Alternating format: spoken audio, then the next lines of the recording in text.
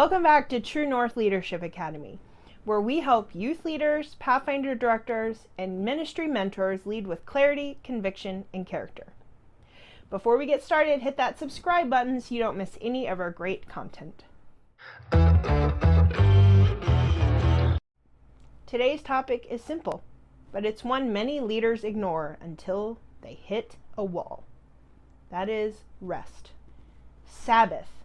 Care for your soul. See, summer break is supposed to be a break, but for many of us in ministry, it turns into a completely different kind of hustle. Between camp, vacation Bible school, travel, taking care of your family, not to mention if you have kids at home, and then planning for the fall. I mean, that's a lot. And if you don't rest on purpose, you're going to burn out by accident. So let's talk about how to recharge the right way this summer. Spiritually, emotionally, and physically. Let's start with this hard question. Why is it so hard for leaders to rest? I think for me it's because I equate rest with laziness. I feel guilty when I'm not producing something. Sometimes I think everything is going to fall apart if I stop. But you see, that's not leadership. That's pride dressed up like commitment. God didn't suggest the Sabbath to us. He commanded it. He said, "Remember the Sabbath day by keeping it holy. On it you shall not do any work." That's Exodus 28-10. Sabbath isn't about taking a nap, although I love to do that. It's about trusting that God runs the world even when we don't. Jesus modeled this too. In Mark 6:31, he said to his disciples, "Come with me by yourselves to a quiet place and get some rest." If Jesus, the Son of God, told his team to step back, then maybe we should too.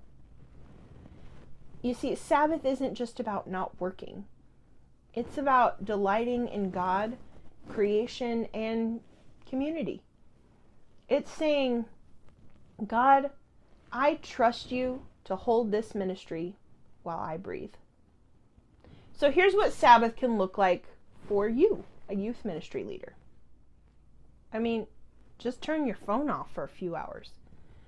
Worshiping without being on duty. Going outside, hiking, biking, gardening, not for a sermon illustration, but just for the enjoyment of it. Having a meal with a friend without any agenda, like don't talk shop. Sabbath reminds you your identity is not your productivity. You're loved before you ever started leading. You were chosen before you ever performed. You are worthy before you started working. Let's be real. Some of us can't just check out. We've got camps and events and people counting on us. So how do we rest while we're still continuing to lead? It's a hard one. You've got to plan your rest like you plan your meetings. If it's not on the calendar, it's not going to happen. So block out some time for solitude, for reflection, or for just being quiet. Set some boundaries. You don't have to reply to every message instantly. A boundary is not a lack of love. It's a commitment to sustainability. Delegate, and then trust your team with what you've delegated to them. Resting creates space for others to rise up and show their talents. Let someone else lead while you take a step back for the day. And then Sabbath in slices. Maybe you can't take a full day, but you could probably take an hour. You could probably take a walk to journal or breathe or just take a little nap. The goal is rhythm, not perfection.